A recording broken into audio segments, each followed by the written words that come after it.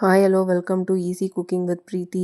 இன்றைக்கி ரெஸ்டாரண்ட்டில் சாப்பிட்றத விட ரொம்பவே டேஸ்டியான ஒரு செட்டிநாடு சிக்கன் கிரேவி வீட்லேயே செஞ்சிடலாம். தோசையோட செம்ம பாருங்க. எப்படி செய்யலாம் பார்க்கலாம் வாங்க. அதுக்கு ஒரு கடாய் வச்சு கொஞ்சமாக எண்ணெய் ஊற்றிக்கோங்க. அது கூட ஒரு டீஸ்பூன் மிளகு, ஒரு டீஸ்பூன் சீரகம், அரை டீஸ்பூன் சோம்பு,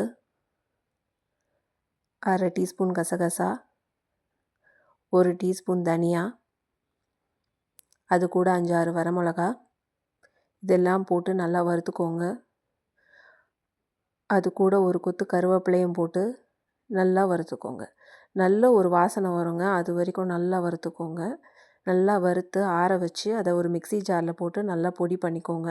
இதுதான் இந்த ரெசிபியோட சீக்ரெட் இன்க்ரீடியண்ட். இப்போ ஒரு கடாய் வச்சு அதில் கொஞ்சமாக எண்ணெய் சேர்த்துக்கோங்க. இது கூட 2 பட்டை, 2 லவங்கம், 2 ஏலக்காய், ஒரு அன்னாசி பூ, கொஞ்சமாக கல்பாசி சேர்த்துக்கோங்க. இதெல்லாம் நல்லா பொரிஞ்சு வரணும். இது கூட 2 வெங்காயத்தை அரைச்சி சேர்த்துக்கோங்க. இது நல்லா வதங்கணுங்க.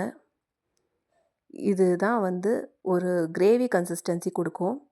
இது கூட ஒரு கொத்து கருவேப்பிலை சேர்த்துக்கோங்க. அதுவும் நல்லா வதக்கிட்டு அது கூட ஒரு ஸ்பூன் இஞ்சி பூண்டு பேஸ்ட் சேர்த்துக்கோங்க. இதெல்லாம் நல்லா வதங்கட்டும். இது வதங்கினதும் அது கூட 2 தக்காளி அரைச்சி சேர்த்துக்கோங்க. இப்போ இதுதான் நம்ம கிரேவியோட பேஸ். இது நல்லா வதங்கணும், பச்சை வாசனைலாம் நல்லா போகணும். அது போனதுக்கப்புறம் ஒரு அரை டீஸ்பூன் மஞ்சத்தூள் சேர்த்துக்கோங்க. ஒரு டீஸ்பூன் உப்பு சேர்த்துக்கோங்க. இதுவும் நல்லா வதக்கிக்கோங்க. இது நல்லா வதங்கினதும் அது கூட ஒரு டீஸ்பூன் தனி மிளகாய் தூள் சேர்த்துக்கோங்க. இது நம்ம கிரேவிக்கு கொஞ்சம் காரத்தை கொடுக்கும். இது சேர்க்கும் போது கலரும் நல்லாயிருக்கும், காரமாகவும் இருக்கும். எப்போவுமே செட்டிநாடு கிரேவி கொஞ்சம் காரமாக சாப்பிட்டா தான் நல்லாயிருக்கும்.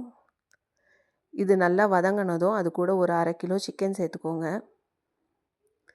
இந்த சிக்கனும் சேர்த்து நல்லா பச்சை வாசனை போகிற அளவுக்கு நல்லா வதக்கிக்கோங்க. அந்த மசாலாவோட சிக்கன் நல்லா சேர்ந்து வரணும். அது சேர்ந்து வந்ததும் ஒரு அரை டம்ளர் தண்ணி அதோடு சேர்த்துக்கோங்க. இப்போ நல்லா சிக்கன் கொதித்து நல்லா வேகணும். ஒரு 10 நிமிஷம் நல்லா வேகணும். அது வெந்ததுக்கப்புறமா அது கூட நம்ம அரைச்சி வச்சுருக்க மசாலாவை ஒரு 2 ஸ்பூன் சேர்த்துக்கோங்க. இதை சேர்த்து நல்லா கலரி விடுங்க. அப்போ அந்த மசாலாவோட எல்லா எசன்ஸும் அந்த சிக்கனில் இறங்கும். ஸோ இதுதான் நம்ம கிரேவிக்கு ஒரு செம்மையான டேஸ்ட் கொடுக்க போகுது. ஸோ இதெல்லாம் சேர்ந்து நல்லா கொதித்து வரணும். ஒரு 1/4 மணி நேரம் நல்லா கொதிக்க விடுங்க. சிக்கனும் நல்லா சாஃப்டாக வெந்துடும். நம்ம கிரேவியும் நல்லா திக்காகிடும். இப்போ பார்த்தீங்கன்னா சிக்கன் கிரேவி நல்லா திக்காகி நல்லா சூப்பரான கலரில் சூப்பரான கன்சிஸ்டன்சியில் வந்திருக்கு. அவ்வளோதாங்க, கொத்தமல்லி போட்டு இறக்கிடுங்க. இது கூட நல்லா மெத்துன்னு தோசை ஊற்றி இந்த சிக்கன் கிரேவி தொட்டு சாப்பிட்டு பாருங்கள். செம்ம அட்டகாசமாக இருக்கும். ஹோட்டலில் நீங்கள் போய் சாப்பிடவே வேணாம், வீட்லேயே ஒரு சூப்பரான சிக்கன் கிரேவி ரெடி ஆகிடும்.